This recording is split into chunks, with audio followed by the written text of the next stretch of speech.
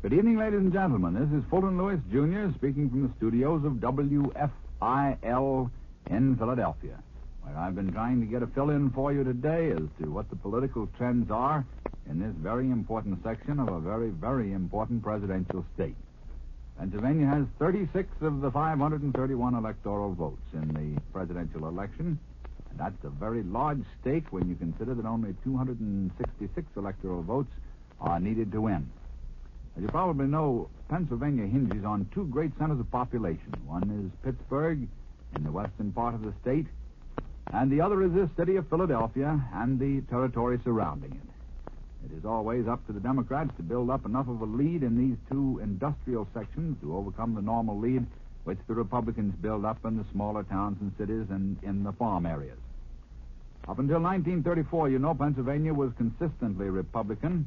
It had one of the most famous political machines of all time, the Republican political machine here in Philadelphia and throughout the state. But the Democrats carried it that year, and they carried it again in 1936.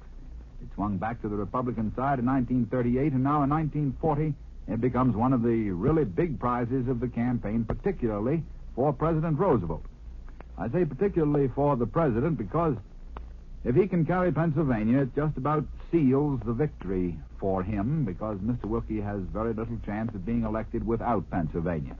On the other hand, if the president does not carry the state, it does not necessarily mean his defeat. He could still win by carrying New York and almost any of the other larger states. So Pennsylvania, second on the list of electoral votes for any state, is a real prize for the Democrats if they can get it, and it's not a disastrous loss if they do not get it. Now, as for the Pittsburgh area, I gave you a report last week about the president's visit there and the reception he got as compared with Mr. Wendell Wilkie 10 days before. According to the Pittsburgh Post-Gazette, it was just about an even break on that visit to Pittsburgh by the two gentlemen, but the fact is that receptions, it so happens, are not counted in November election returns, so those results in Pittsburgh may not mean too much when Election Day comes. It may be that the president still holds much more of a lead in the Pittsburgh area than the turnout of those crowds on that day would indicate. So far, there seems to be no reliable poll in Pittsburgh to indicate how that section really is going in the vote. But for whatever the turnout of crowds does mean, there seems to be no question at all about the comparison here in Philadelphia between the visit of Mr. Roosevelt about a month ago and that of Mr. Wilkie about 10 days ago. All of the accounts here on all sides seem to agree that the president had a clear and very definite edge on the crowds and also on the enthusiasm of the crowds. In the white-collar sections of Philadelphia, Mr. Wilkie did get quite a hand, and in the financial section, he got a real ovation. But in the poorer sections of the town, Mr. Wilkie got little more than a polite and curious audience. Those, of course, are the sections that gave the president a tremendous ovation when he came to Philadelphia a month ago. Incidentally, the Republican leaders who arranged Mr. Wilkie's visit here seem to have made very much the same tactical blunder that the Democratic leaders of Pittsburgh made in the advance arrangement for the president's visit there. You remember that the Democratic officials announced in Pittsburgh in advance of the president's arrival that they expected a crowd of 100,000 people to attend the cornerstone ceremonies for the housing project in Pittsburgh, at which the president made his address, which was broadcast by radio. The estimates of those who actually arrived and appeared for that ceremony were somewhere between 10 and 30,000 people instead of 100,000. Well, it seems that here in Philadelphia, the Republican leaders rented Shibe Park, the baseball park, for Mr. Wilkie's speech. They predicted an attendance of 60,000. In fact, they guaranteed that. And somewhere between 10 and 20,000 people actually attended. It seems that the baseball park was considerably too far out of the center of things. If they had selected the convention hall instead, according to a great many people here, they could have had an overflow meeting and one that was much more impressive. Now, here in Philadelphia, there have been some polls, and they are rather interesting. They've been taken by the Philadelphia Public Ledger. At least one of them has been taken. The newspaper, which, by the way, is supporting Wilkie editorially, not Mr. Roosevelt. And they are handled by that newspaper on a door-to-door basis.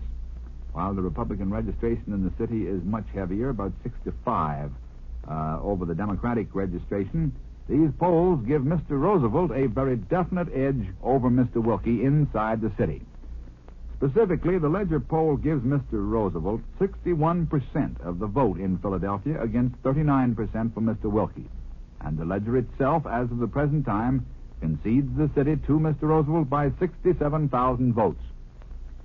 The Democratic leaders here, including Mr. John B. Kelly, who I believe was a former mayor, though I'm not sure about that, claim that Mr. Roosevelt will carry the city by 100,000 votes. But both of those figures are considerably under Mr. Roosevelt's majority in Philadelphia in 1936, because in that year he got a majority of 210,000, although he carried the state by about 700,000. Now, among other people, I talked to the political writer this afternoon for the Philadelphia Record. That is a very violently pro-New Deal, pro-Roosevelt newspaper. And he told me that if the 67,000 estimate is correct, it doubtless means that the state balance will be very, very close in November, unless Pittsburgh turns in a huge majority for the president. He seems to think that the 100,000 majority here is not going to be any too comfortable a majority, but his estimate was that when the votes actually are in, Philadelphia probably will turn in better than 100,000 majority for the president. He does not base that on any polls of his own, merely his own observations. Right around Philadelphia here, there's a ring of counties that are solidly Republican, wealthy sections, most of them, and he said that those counties probably would almost wipe out the 67,000 lead if it doesn't go above that. So it does appear that this state of Pennsylvania is very, very much in doubt. It is still wide open fighting ground and anybody's prize. Now, in the meantime, there's one rather important angle of the campaign that has not been touched on so far, but it is threatening to become a major item or a major consideration. It has to do with the Negro vote, which is, as you know, very important. It can be a deciding factor in some of the states, New York, here in Pennsylvania, Illinois, Indiana, Massachusetts, and West Virginia particularly, also New Jersey. The Negro vote in those states represents about 5% of the total. A little more in some states, particularly in Maryland. And while it used to be Republican, of course, it went very heavily Democratic in 1936, and it remained that way in 1938. There's a very important current development in that connection, which has to do with the draft situation. It seems that the Negro leaders are very much incensed because of the War Department's policy in regard to drafting of Negroes under the present draft program. These leaders claim that the Army is following a policy of segregation in the training of Negroes who are called in the draft, and they charge that the president himself has approved that program of segregation. Several leading Negro newspapers here and in other states as well have carried scorching editorials for several days now, criticizing what they call an affront by the White House. In the meantime, they are claiming Mr. Wilkie's statement in Chicago recently that he opposes any Jim Crow policies by the federal government. And so this entire block of votes seems to be much up in the air at the present time. It so happens, however, that before this new development took place, I contacted several of the leading Negro political leaders, or non-political leaders, rather, leaders who are well-versed and well familiar with politics, but who do not take part in it themselves, to try to get for you their estimates of how their vote was likely to, and they may change from day to day because of future developments. But for what they're worth, here they are, and it may be that this little matter will be patched up. Anyway, here is the division of the Negro vote according to states as their own nonpartisan leaders estimate it at this time.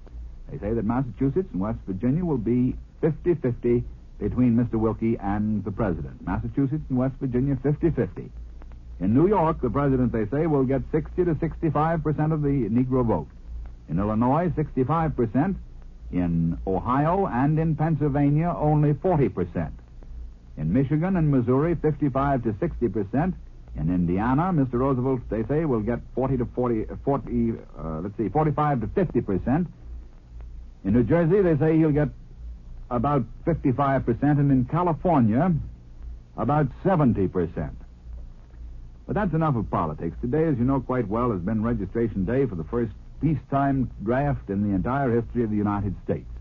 It started with a radio greeting by President Roosevelt himself at 8 a.m. this morning, in which he explained that this is the democratic method, the democratic way for a nation to safeguard its own future liberties.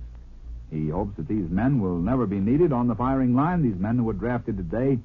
He said that the surest way to avoid the necessity of putting them on the firing line is to be so well prepared that no one will ever dare to risk an attack on us.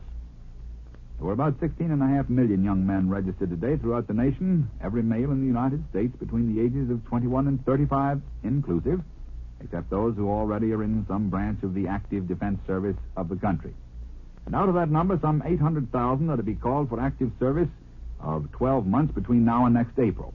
That means if you stop to figure it out, that the chances of anyone being called for actual draft service are about 1 in 20, generally speaking. But, of course, there are definite provisions and policies by which married men without dependents and men who have dependents and who are unmarried, men with business ties, are to be deferred. And even so, even if you happen to be unmarried and without dependents and registered today, the chances of your being among those who are called are only about 1 in 4, because more than 3 million of the young men who registered today are in that category of eligibles to be called immediately, and the Army only wants 800,000 of them. As you doubtless know, everyone between the age limits had to register today, but some of them, people who are mentally deficient or blind or crippled, their names are eliminated from the list at once, automatically. All that was asked on this card today was the name, address, color of eyes and hair, and so forth, employer's name, the name of someone who will always know where to locate the individual.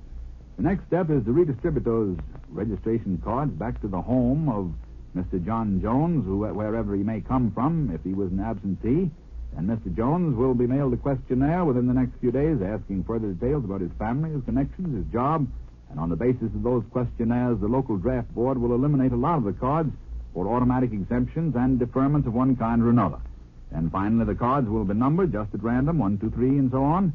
Each individual will get a number. Finally, when all that's done, and all of these eligible red drafts will draw numbers out of a bowl, and in the order in which he draws those numbers, the various people with those numbers in the local communities will be called to their local draft boards for final examination. But that's the top of the news as it looks from here, ladies and gentlemen. Until tomorrow evening from Washington, good night. You have been listening to Fulton Lewis, Jr., Mutual's nightly news reporter on the national scene, who comes to you each evening, Monday through Friday at the same time.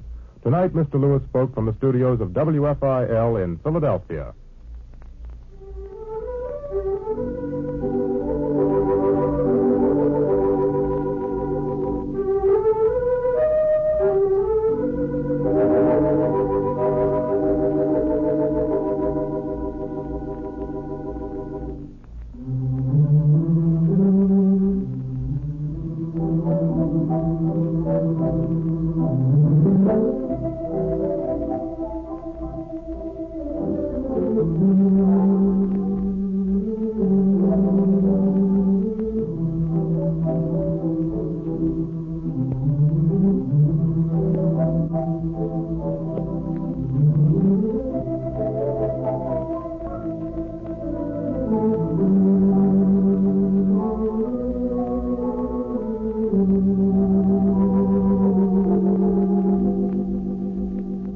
This is the Mutual Broadcasting System.